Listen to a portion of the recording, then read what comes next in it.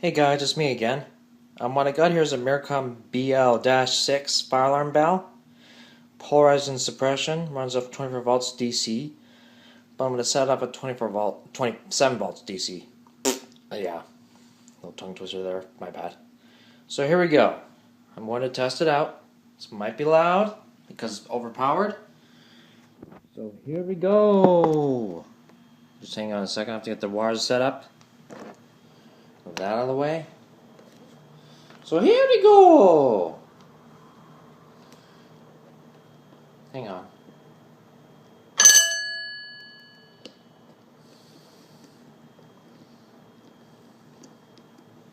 Blooper.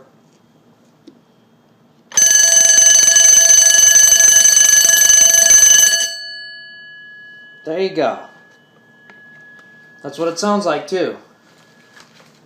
So thanks for watching. I'll see you later.